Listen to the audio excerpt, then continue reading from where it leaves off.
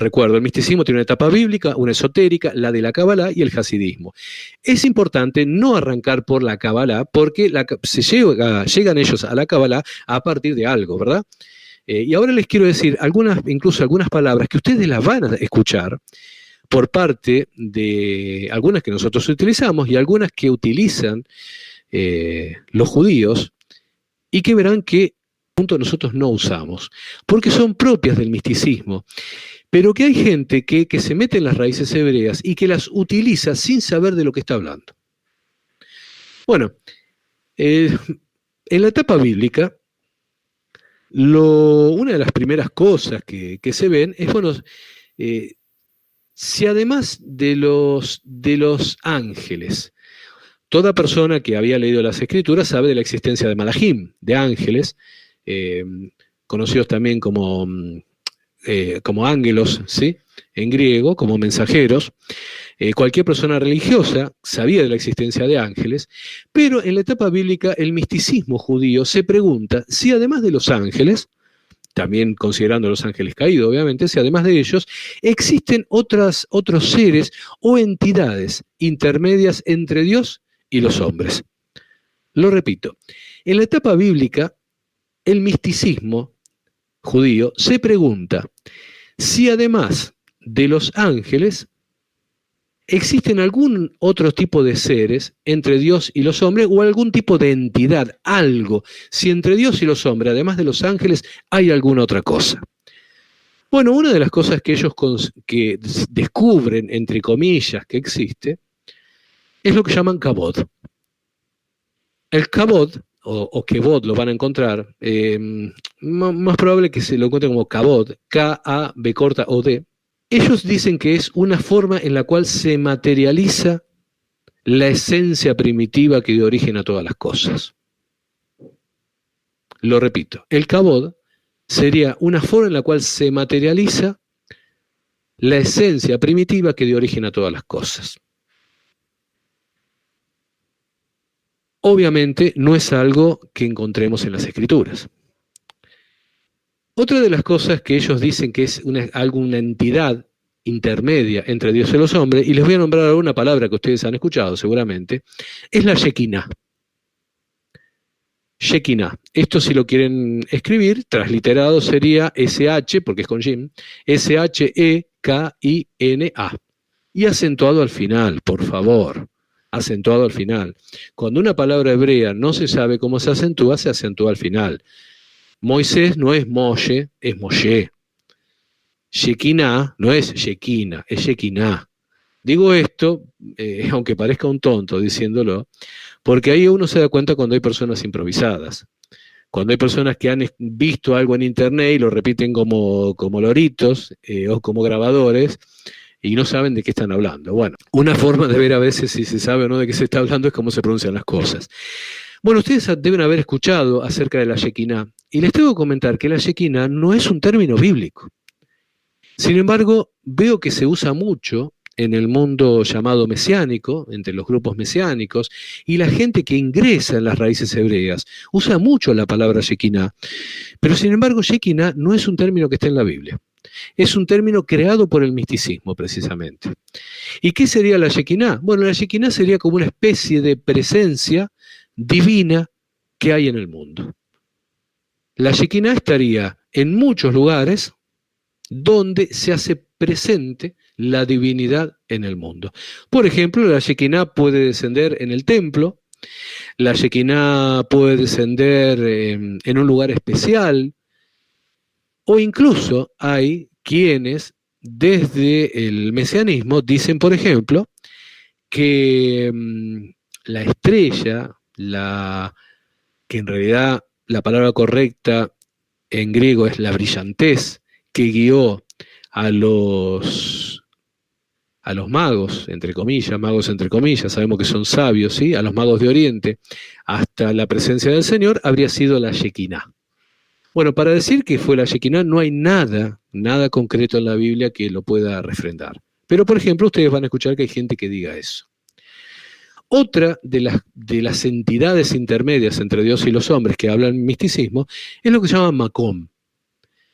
Obviamente en hebreo la palabra Makom existe, Makom significa lugar, Makom Kadosh significa lugar santo, pero hablar de Makom, M-A-K-O-M, para el misticismo, es hablar de la presencia de Dios en un lugar determinado. Cuando hablamos del Makom, estamos hablando de que Dios está presente en un determinado lugar. Bueno, otra que sí, ustedes la conocen, obviamente es Ruach, ¿sí? Obviamente que en castellano muchas veces decimos Ruach, pero es Ruach en realidad. Acuérdense lo que yo les he comentado, que en hebreo no existe la R, ¿sí? La R esta del castellano, esta R fuerte, sino es la R. Bueno, la Ruach, obviamente el misticismo entiende que es la presencia espiritual de Dios que está en todas las cosas. Otra de las entidades intermedias entre Dios y los hombres sería el llamado rostro de Dios, el cual también indica la presencia de Dios. Y si ustedes recuerdan, hemos charlado en su momento acerca de que uno de los nombres del Mesías, lo cual obviamente aceptamos porque está en las Escrituras, es Sarapanim, el príncipe del rostro. ¿Por qué? Porque en Yeshua está la imagen misma de Dios, por eso Él es el rostro de Dios. Otra de las cosas que el misticismo judío reconoce como una entidad intermedia entre Dios y los hombres es la palabra. Aunque les parezca increíble, tantas veces que el judaísmo niega la existencia de Yeshua, pero el misticismo, y esto es una de las cosas que a veces lo hace tan tentador a los mesiánicos, a aquellos que comienzan a bucear en las raíces hebreas, el misticismo cree en la existencia de la palabra y entiende que la palabra es un poder creador, en hebreo es adabar, que es un poder creador real, verdadero. Y esto de considerar que la palabra es el poder creador, ojo, no creen que sea el Hijo de Dios, como creemos nosotros, ¿sí? Pero ellos creen que es un poder creador real. Este poder creador real, un poder que habría entre Dios y los hombres, es, por ejemplo, lo que toma Filón de Alejandría, este filósofo del cual les he hablado, que es uno de los más importantes del judaísmo, es uno de los más importantes filósofos judíos tomados por el cristianismo. El judaísmo en sí lo tiene entre paréntesis o entre comillas, precisamente por eso, porque es tomado por el cristianismo. Bueno, Filón de Alejandría habla mucho acerca de la palabra como el poder creador. Y esto que hace Filón de Alejandría, este filósofo, es tomado por el cristianismo, diciendo que a esa palabra a la cual se refiere Filón de Alejandría es la misma palabra de la cual habló Juan en el primer capítulo de su Evangelio. Bien, algo que es importante que también lo sepan es que en esta etapa bíblica el judaísmo místico va a tomar dos cosas como las más importantes para desarrollar todas sus teorías, sus ideas. Uno es el tema de la creación y otro es el tema del trono en el profeta Ezequiel. Después vamos a ver por qué hacen esto, ¿sí? Pero quiero que sepan eso. En esta etapa bíblica, el misticismo judío le va a dar más importancia a la creación, a la cuestión de la creación y la cuestión del trono, tal cual es descrito en Ezequiel. Bueno, como les había dicho, luego de la etapa bíblica, surge una etapa esotérica, una etapa muy cercana al ocultismo. Dentro de esta etapa esotérica, una de las cosas más importantes que hacen los primeros místicos judíos es lo que ellos llaman la Maaseh Merkabah. Maaseh Merkabah. Maaseh significa los hechos o las obras y Merkabah significa carroza. Carroza, carro, sirve para cualquier clase de vehículo, en definitiva, grande, así. Bueno, de hecho, por ejemplo, los tanques de guerra de Israel se llaman Merkabah. Les digo para que puedan entender a lo que se refiere la palabra Merkabah.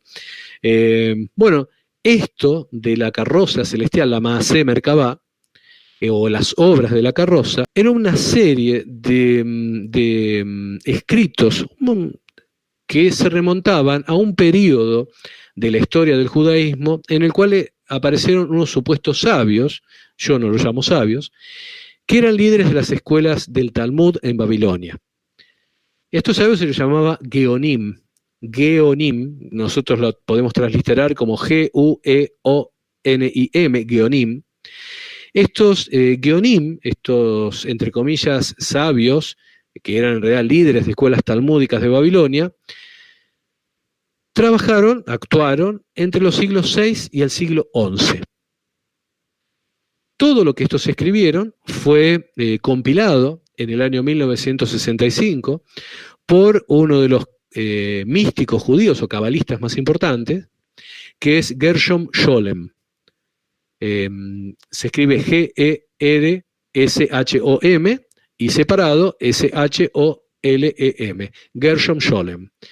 Gershom Scholem, un gran estudioso del judaísmo y fundamentalmente del misticismo, compiló lo que se llama la Maaseh Merkabah, que es esta supuesta carroza celestial, en la cual se le llama así al libro, ¿sí? Es como que en esta compilación se unieron un montón de escritos hechos por estos líderes talmúdicos que hablan del misticismo de esa etapa esotérica de la cual yo les estoy hablando. Más o menos de esta época es el primero de los libros importantes del misticismo, ¿sí? Que es el llamado Sefer Yetzirah. La Maaseh Merkabah no era un libro, sino que era un conjunto de escritos que luego, como les digo, fueron compilados en el siglo XX por Gershom Scholem. Pero entre el siglo III y el siglo VI, lo repito, entre el siglo III y el siglo VI, o sea, antes de los Geonim, que yo les nombré, lo repito por si alguien se perdió, los líderes de las escuelas talmúdicas de Babilonia trabajaron, hicieron su obra entre el siglo VI y el siglo XI. Estos fueron los que fueron haciendo, perdón por la redundancia, los distintos escritos que luego fueron compilados en la Maaseh Merkabah. Antes que ellos, entre el siglo III y el siglo VI, se escribió lo que digamos es el primer libro de Kabbalah, aun cuando todavía la época de la Kabbalah no había surgido. Este libro es el Sefer Yetzirah, S-E-F-E-R Y-E-T-Z-I-R-A, Sefer Yetzirah. Este libro es chiquito, ¿sí? Hoy no lo llamaremos libro, pero es llamado libro, ¿sí? Sefer. Tiene solamente 6 páginas. No obstante, para el judaísmo es importantísimo.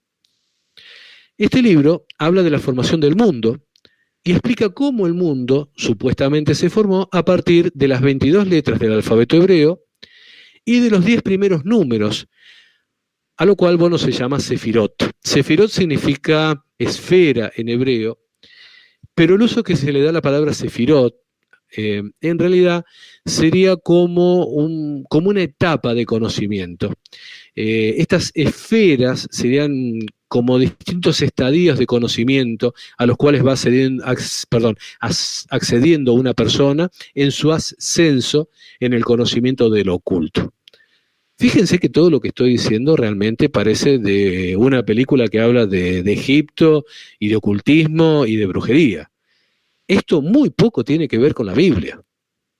Por eso es que personas como yo somos tan reacios a tocar estos temas, porque en realidad hablar de esto prácticamente es como hablar de budismo, o hablar de taoísmo, o hablar del esoterismo, o hasta hablar de brujería.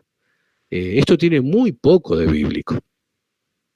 Bueno, el Sefer Yetzirah, como les digo, que fue escrito entre el siglo III y el siglo VI, tiene como una base el planteo de que entre Dios y el mundo hay lo que se llaman 10 emanaciones o elementos creadores. O sea, entre Dios y el mundo hay 10 emanaciones o elementos creadores. Esas emanaciones serían la base de todo lo que existe. Habría 3 emanaciones primarias, que son el aire, el fuego y el agua. Después habría 6 emanaciones secundarias, que serían el alto, el ancho y el largo, tanto a derecha como a izquierda, lo cual nos da 6. Y finalmente la última sería el Espíritu de Dios. Con esas 10 cosas es que se habría creado todas las cosas y sería lo que formaría todas las cosas. Lo repito, entre Dios y el hombre habría 10, entre Dios y el mundo en definitiva, habría 10 elementos creadores, los cuales también llaman emanaciones, que serían la base, lo que le dan sustento a todo lo que existe. Me permito decir claramente que esto ya es directamente antibíblico y especialmente anti nuestra creencia, porque dice la Escritura que es Yeshua el que sostiene todas las cosas. De acuerdo a este primer planteo del Sefer Yetzirah, de la Kabbalah, lo que sostiene todas las cosas serían las emanaciones, estas 10 emanaciones. Sin embargo, nosotros sabemos bien, con mucha claridad por la Escritura, que es Yeshua quien sostiene todas las cosas. Bueno, les repito, estas emanaciones, que son 10, serían las 3 primarias, el aire, el agua y el fuego. Luego 6 secundarias, que serán alto, ancho y largo, o sea, ahí tendríamos 3, pero 3 a derecha y 3 a izquierda, ahí tendríamos las 6, y luego el Espíritu de Dios. Estos elementos primarios, que son la materia de serían la materia de todas las cosas, y las 22 letras del alfabeto hebreo le darían la forma. Les quiero comentar algo. Muchas veces ustedes van a escuchar que la creencia en Yeshua, la creencia en la Trinidad, la creencia en que son 3 personas, surge del pensamiento grecorromano. Ustedes van a escuchar muchas veces esa crítica, no, que es por el pensamiento griego y bla, bla. Sin embargo, por ejemplo, todo el misticismo judío se basa en el pensamiento griego. Porque esto que les acabo de decir, esto que dicen que estos elementos primarios, como por ejemplo el aire, el agua y el fuego, que serían la materia de todas las cosas, y las 22 letras serían la forma que toman las cosas, esto de hablar de forma y materia fue dicho por Aristóteles, que fue un filósofo griego importantísimo. Esto, el pensamiento aristotélico, el pensamiento filosófico griego, lo toma precisamente la Kabbalah y lo transforma en este pensamiento del Sefer Yetzirah. No digamos la Kabbalah porque esto es anterior, este libro es como sería el comienzo, el paso entre esta etapa esotérica y la etapa de la Kabbalah, de lo que sería el misticismo. Bueno, ¿cuándo surge la idea de la Kabbalah? Bueno, en realidad el nombre Kabbalah surge en realidad de un escrito de un poeta llamado Gabirol, un poeta del siglo XI, específicamente se llama Shlomo Ibn Gabirol, y él utiliza la palabra Kabbalah en uno de sus escritos. Kabbalah significa tradición, o tradición aceptada, o aceptación. De hecho, dentro del judaísmo, a las personas que siguen la Kabbalah se les llama Mekubalim, lo cual significa, en definitiva, los que han recibido, los que han aceptado un conocimiento que llegó a partir de la tradición.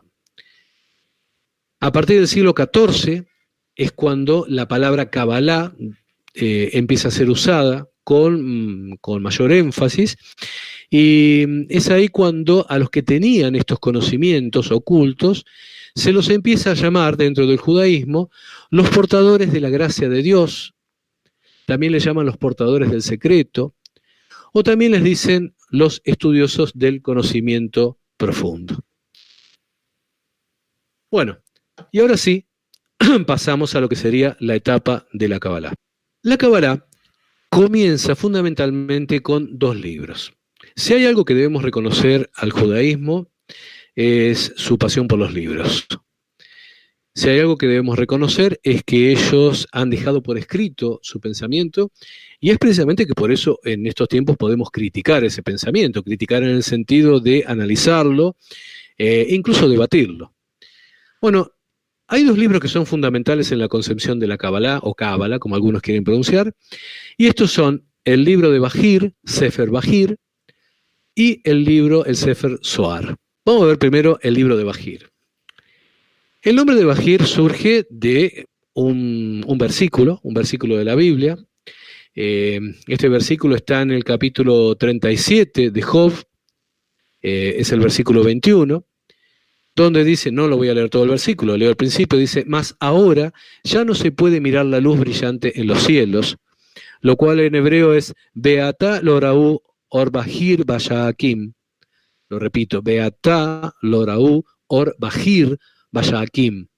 De aquí, de esto, Bahir, que sería lo que es brillante, lo que tiene esplendor, es que surge el nombre del Sefer Bahir, del libro de Bahir. Ahora bien, este libro de Bahir tiene una característica, y es que fue escrito en hebreo, lo cual es raro realmente, porque en general los textos cabalistas estaban escritos en arameo.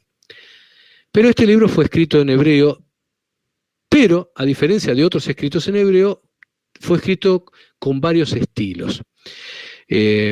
Para que pueda entenderse el tema del estilo, o en este audio, por ejemplo, lo va a escuchar, o lo están escuchando en este momento, como si fuera en tiempo presente, lo está escuchando gente en Cuba.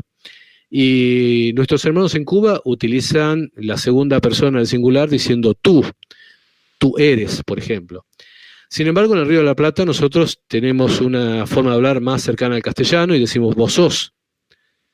Entonces imagínense un escrito donde ponemos 4 hojas donde diga tú eres aquella persona que ha llegado desde el oriente y tú vendrás a transmitirnos estos conocimientos.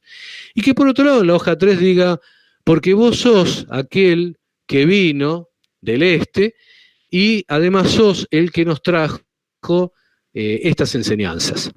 Como se puede ver, en uno y otro hay una forma diferente de expresarse, y si bien el hebreo no tiene esta diferencia, por ejemplo, que tiene el hablar de los argentinos con respecto al español o el castellano que se habla en otros lugares, creo que puede servir como muestra para entender la diferencia que puede haber en los distintos estilos en los cuales ha sido escrito este libro.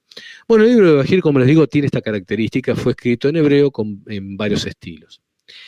Obviamente que a partir de esto uno puede entender que se trata de una recopilación de distintos fragmentos hechos por distintas personas. En los años en los cuales esto fue hecho, podemos entender que fue hecho por los llamados Tanaim. En otro momento, en otras circunstancias, les voy a decir quiénes fueron los Tanaim, simplemente hoy aproximémonos a la idea de que son escritores de la época de la llamada Mishnah, entre los siglos I y II de nuestra era. Bueno, el segundo de los libros, como les comenté, es el Zohar, el Sefer Zohar. Este también toma su nombre de un pasaje bíblico. Este lo toma del libro de Daniel capítulo 12, versículo 3, donde dice, los entendidos resplandecerán como el resplandor del firmamento. Lo que sería en hebreo va a Mashkilim y a Sirub que Zohar Arakia. Lo repito, va a Maslikim y a Sirú que Zohar Arakia.